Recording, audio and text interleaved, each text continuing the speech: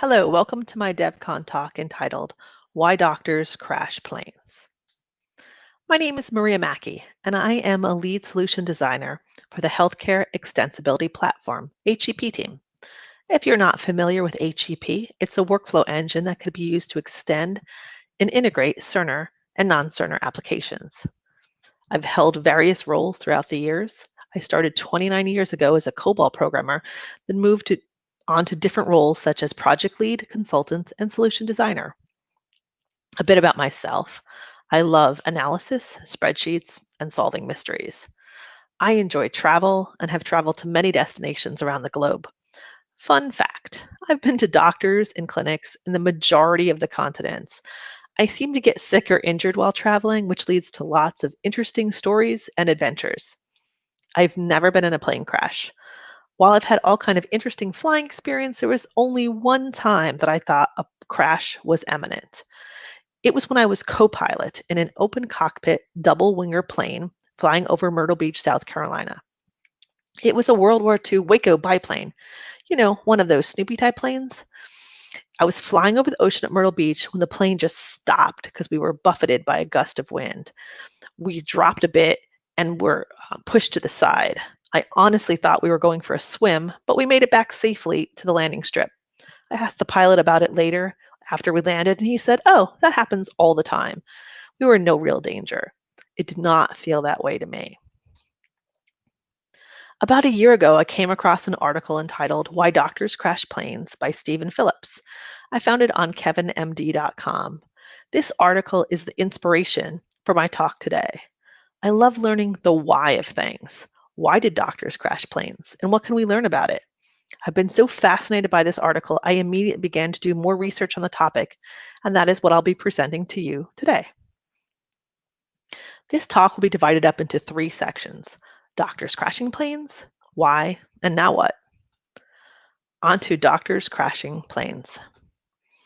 I'm going to take you back in time to the 1960s. Now, the 1960s was a chaotic time, filled with many political and social changes, as well as many advances in technology. This was the time of the Vietnam War, the JFK assassination, and the beginnings of the Apollo program.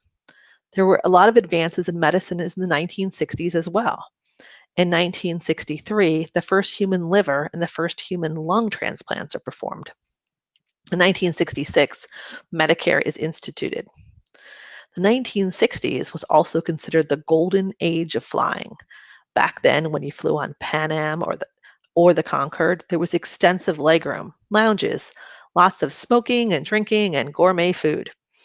Becoming a pilot and owning a light aircraft was also seen as a symbol of status and success. It was expensive to own and pilot a plane, and wealthier individuals, like doctors, often became pilots. However, due to the demands of their jobs, they often didn't get much experience piloting planes. In 1966, it was the FAA's Bureau of Aviation Safety, a precursor to the NTSB, who investigated airplane crashes. From their investigation into crashes, they noticed that physicians who were pilots had many fatal light airplane crashes and tasked the Office of Aviation Medicine to investigate. The Office of Aviation Medicine was newly created in 1960, and their focus was the medical aspects of air safety. So in 1966, a report was presented at the meeting of the Aerospace Medical Association in Las Vegas, Nevada. Dr. Mohler, who was chief of the Aeromedical Applications Division at the time, was the main author of the report. Now, Dr. Freud was his research psychologist, and there was 2 statisticians, Mr. Vergy and Ms. Umberger, who assisted in this report. What they found was physician pilots have fatal crashes 4 times the rate of non-physician pilots. Now, between 1964 and 1965, there were more than 30 fatal accidents with physicians as pilots of light aircraft. With approximately 3,000 physician pilots at this time, it meant that the rate for fatal physician accidents were 1 in 200. This compares to the rate of 1 in 800 for non-physician pilots. So this report included a number of investigative case studies of these accidents. And these reports talk about a couple of things called IFR and VFR. Now, IFR is instrumentation flight rules, and VFR are visual flight rules. Now, with visual flight rules, the pilot must be able to operate the aircraft with visual reference to the ground and while visually avoiding other obstructions and other aircrafts. Now, depending on the weather conditions, a pilot may opt for one set of rules or the other. There are a number of other factors that influence the decision about what rules to use, but for simplicity's sake, it's the weather that makes you fly, IFR or VFR. Now, on to our case studies. Now, this is a case study from their actual report. So, case B. The physician was inexperienced using instrumentation flight rules. He attempted to fly through the mountainous terrain at night during thunderstorms in an unlit area. Now, the purpose of this trip was recreational. He wanted to transport a friend to a fishing trip. The pilot lost control and there was a fatal crash. Now, case C. Once again, the physician was inexperienced with instrumentation flight rules. He was flying in an overloaded aircraft. He had too many people on board. He departed in fog with a forecast of severe fog. He attempted a cross-country trip using visual flight rules in mountainous terrain, and there was a fatal crash. Now, once again, it's the weather that makes the decision about what set of rules you should be using. So if it's bad weather, visual flight rules are not the correct rules. Now, case F. Honestly, this one sounds like a bad movie. Physician took off from an airport at night in the rain with runway lights that were inoperable. Now, his friends drove their cars near the runway and lit the airstrip with automobile headlights. Unfortunately, the plane crashed and burned. Other case studies included a plane crashed in an inverted steep angle during a rainy, foggy night, and this pilot had a history of vertigo. Another pilot left without current weather information. He was not instrumentation rated, and he encountered a severe storm. As you can see, here are the primary and contributing reasons for airplane crashes that they found in their study. Now, the primary reasons were weather and it was night or at dusk, but the contributory reasons are really interesting. There was no instrumentation rating. The pilot had no instrumentation rating. There was a lack of proficiency, faulty technique. The 30 fatal flight fatalities in this report only referred to the physician as the pilot. It did not include any passengers. Now, unfortunately, 10 entire families were wiped out in 2 years due to these physician accidents, as the physicians often flew with their families on board. So the report had some summary and recommendations. What they said was, it was the risk-taking attitudes and judgments which were the keys to why these planes crashed, and that physicians should exercise extreme caution when making flight plans. Mohler's first report was widely reported and discussed. Now, a follow-up study examined the next 6 years. So once again, there were some case examples, like a surgeon was informed of the bad weather and left anyway. He was not instrumentation rated, and he crashed into a mountain approximately 100 feet from the top. A physician pilot was warned of bad weather. Other pilots opted not to fly, but this pilot, along with his wife, proceeded. Now, unfortunately, 50 miles from their destination, they crashed in heavy rain, thunder, and lightning. Now, due to his first report, there was a dip in the number of flight fatalities. Dr. Mohler attributed the decline to an extensive safety drive by the Flying Physicians Association, which included meetings and seminars on safety for physician pilots. Unfortunately, as time passed, the number of accidents began to rise again. You can summarize Dr. Mohler's report with this quote from Top Gun.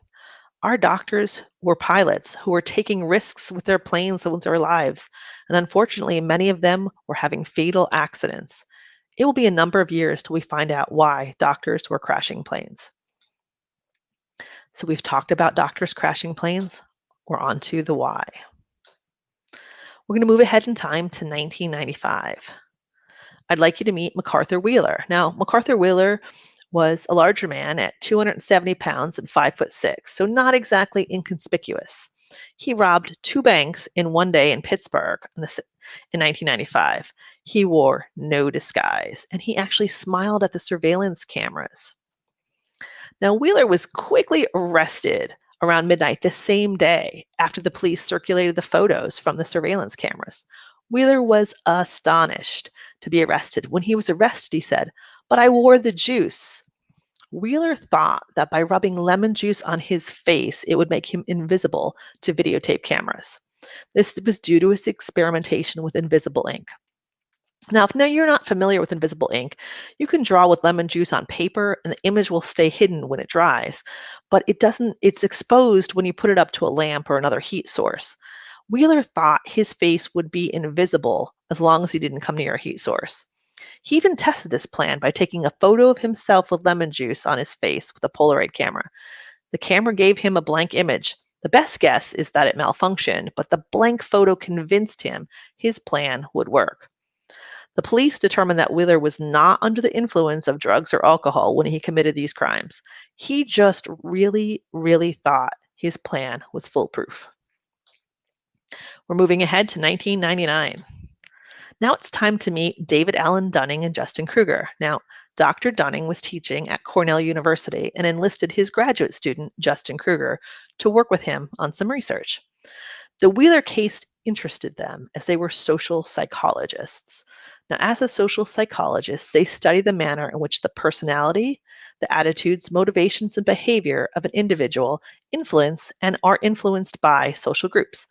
For example, they study things like prejudice, implicit bias, bullying, criminal activity, and substance abuse.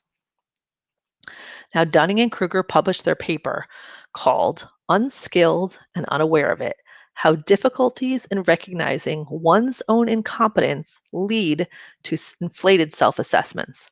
Now, a high-level summary of their paper is, while almost everyone holds overly favorable views of their abilities, some people mistakenly assess their abilities as being much greater than they actually are. Now, as part of the research, Dunning and Krueger gave participants in their study 4 tests judging humor, grammar, and logic. Across all of these tests, they found that folks scoring in the bottom 4th significantly overestimated their test performance and ability.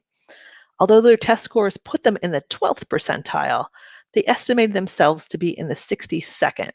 They overestimated their performance by a vast margin. They were confident they had done much better than they actually did. Now you can see that the folks at the top of this also underestimated their test performance. These top performers overestimated how well other people would do on the same test. That's because if it's easy for them, they assumed that others must have found it easy as well. They assumed if I know that, everybody knows that. Thus, high performers underestimate just how distinctive and special their performance and contributions are. The illusion of confidence by the lower performers is called the Dunning-Krueger Effect. And this describes the cognitive bias to assess yourself as doing better than you actually do. Now, a cognitive bias is a systematic error in thinking that occurs when people are processing and interpreting information in the world around them. It affects the decisions and the judgments that they make. Now, incompetent people tend to overestimate their own skills. They fail to recognize their own mistakes and their own lack of skill, and they fail to recognize the genuine skill and expertise of other people. Their study suggests that participants have deficits in their metacognitive skill. Cognition is what you know. So you know 2 times 2 is 4, the Earth has 1 moon, Mars has 2 moons. These are facts that people can know. Metacognition, on the other hand, refers to how you are thinking. It refers to the awareness and understanding of one's own thoughts. Let's take a look at the metacognition cycle. We're going to walk through this using validating of a bug fix as an example. So step 1, assess the task. So in our case, we need to understand the problem that the bug fix has resolved. It sounds simple at first, but remember, we need to use prior knowledge of how the application works. We need to integrate the new information about our bug fix. We need to make a connection between the bug fix and the tasks that we need to do to validate this fix. So step 2 is evaluate strengths and weaknesses. So evaluate the pros and cons of testing. Do we need certain test patients? Do we need certain data? Can we use an automated test? Do we need to do manual testing? What tools do we need for the test? Step 3 is plan the approach. So let's plan what we're going to do and organize our strategies into a plan of action. Step 4, apply the strategies. Let's test this bug. Step 5, reflect on what occurred. Let's reflect on everything that we have just done and adjust our approaches we need. Now, this cycle can happen really quickly or really slowly. We may loop back and repeat steps. We might not even be aware that all of these steps are occurring. However, this is vital and this is how we learn. Once again, people with the Dunning-Krueger effect have deficits in their metacognitive skill and they can't properly do step 2, evaluation of the strengths and weaknesses.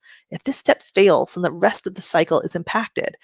This is where people with a lower skill may overestimate their ability and experience the Dunning-Krueger effect.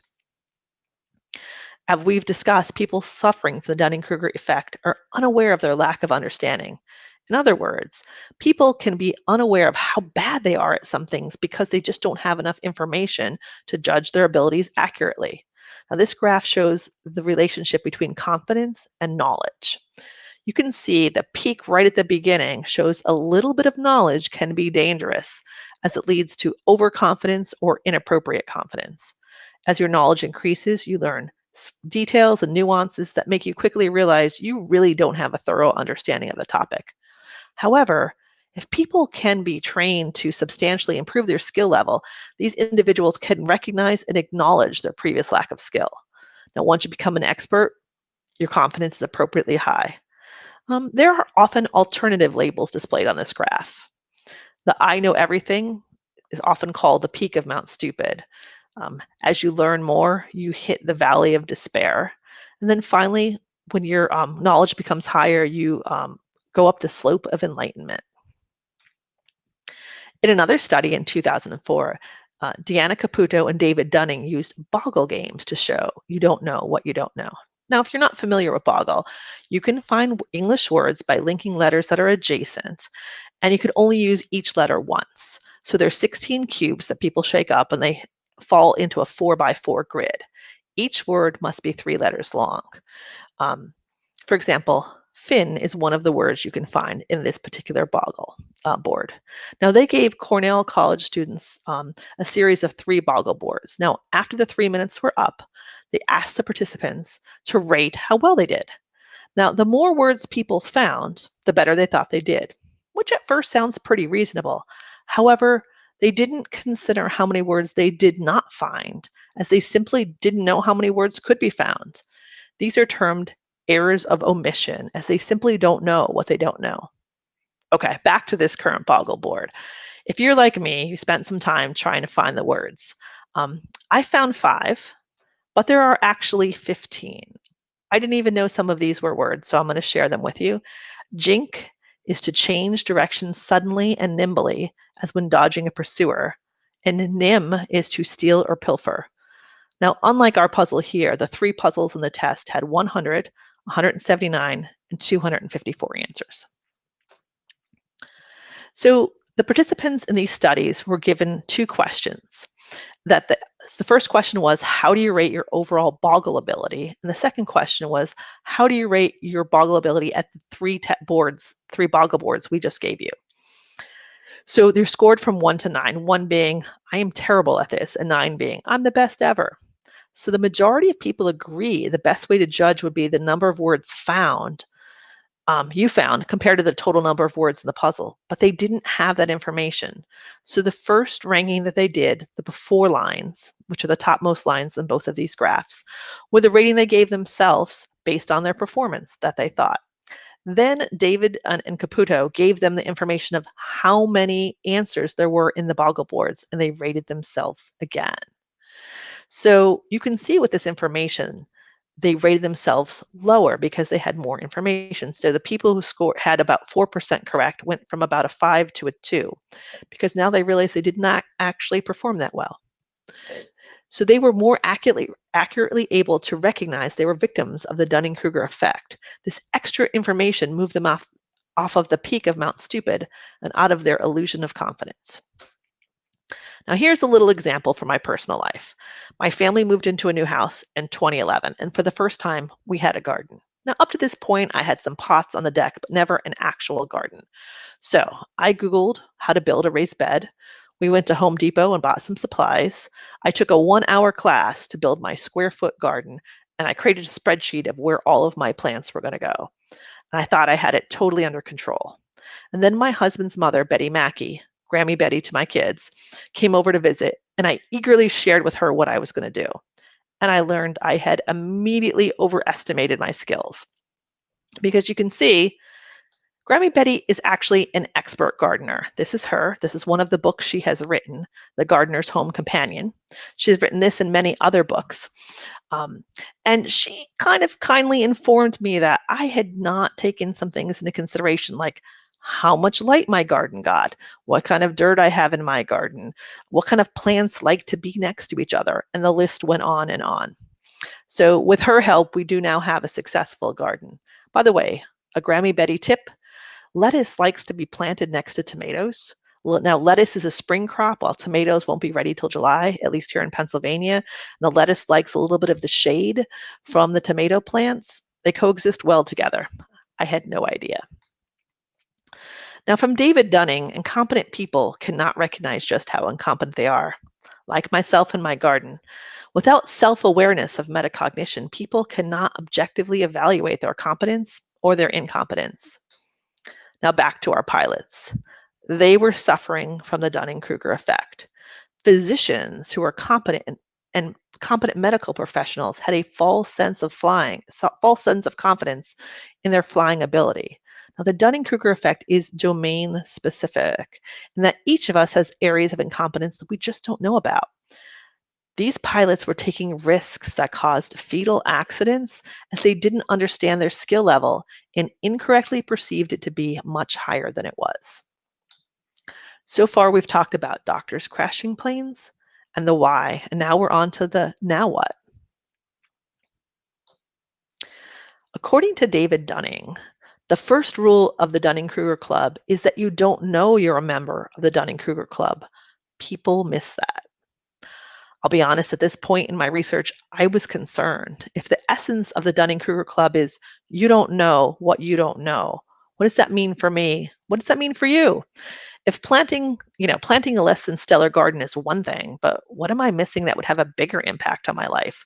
Will I be crashing a plane when I try to do financial investments? When I Google my symptoms and assume I have a dreaded disease instead of a sinus infection, is that the Dunning-Kruger effect at work? How can we combat the Dunning-Kruger effect in the workplace? All of us are suffering from the Dunning-Kruger effect in some aspect of our lives, and we're simply not aware of it. We are all not that different than physicians who are crashing planes. What steps can we take to avoid being part of the Dunning-Kruger Club? If we don't know that we're suffering from an unconscious incompetence, how can we change? So David Dunning hosted an Ask Me Anything session on Reddit and offered 3 tips to help us all. Tip number 1, always be learning. Now, this one might seem obvious, but this is the most vital step. First of all, never assume you know everything there is to know about a topic. The quickest way to leave Mount Stupid is to increase your knowledge. Now, learning comes in many forms. Educate yourself by taking classes, reading articles, attending knowledge transfer, and tech talks. Ask for honest feedback from your peers and manager. Be willing to listen and learn from this feedback and implement change. Be willing to say, I don't understand. Have you ever been in a meeting and have lost the thread of the conversation? You don't understand a technical or a functional point? Speak up. Ask for clarification. Ask other people their opinions and think about their perspectives. Remember, our goal is to increase our metacognitive competence, helping us recognize the current limitations of our knowledge and abilities. You and I are both not going to be an expert in everything, but our goal is to realize how much we know about a topic and have the appropriate confidence. Tip number 2, beware beginnings. Now, just a note from my personal experience, if you have ever uttered the words, how hard can this possibly be? when doing a home repair or watching a YouTube video about cooking or baking or crafting, this one's for you. The beginning of project or tasks or skills are where we can get into a lot of trouble. The high-level overview of a project sounds easy, but the ground looks very different when you're standing on it than it does from 30,000 feet. The task at the start seems easy and straightforward, but make sure you take the time to do extra research or talk to someone with more experience. The time that you're most likely to fall victim to the Dunning-Krueger effect is when you're doing something new, learning a new skill, or starting a new project. Tip number 3, slow down. Slow down and take the time to consider options and opinions, as fast decisions can be more biased decisions. Once we come to a decision or conclusion, it often feels like the right one, but our brain tricks us with naive realism, which is the human tendency to believe how we see the world is objectively, but other people who disagree with us must be uninformed, irrational, or biased. So take the time to consider how you could be wrong. Don't jump to conclusions. People who jump to conclusions are most prone to making an overconfidence error. Play devil's advocate when making a decision. Ensure that you look at topics from multiple sides. Be willing to say, I don't know, when you don't have the information at hand. Honestly, this might be the hardest for many of us. People like to make decisions and move on. However, for important decisions, we should slow down, ensure we have all the information that we need, delay making a decision if additional analysis is needed, or even revisit a decision if we have new information. All right, we've just spent some time talking about doctors crashing planes, the why, and the now what. I'm going to leave you with one last quote from David Dunning. I'm no longer so surprised about being wrong and much more willing to listen to the lessons that the world and other people are telling me. As I grow older, I recognize just how little I know. Thank you for spending some time with me as I have shared some information about doctors crashing planes. I couldn't share everything about the Dunning-Kruger effect in this presentation, but I've added links to my research at the end. By the way, there's a t-shirt on Etsy if you'd like it. Thank you very much.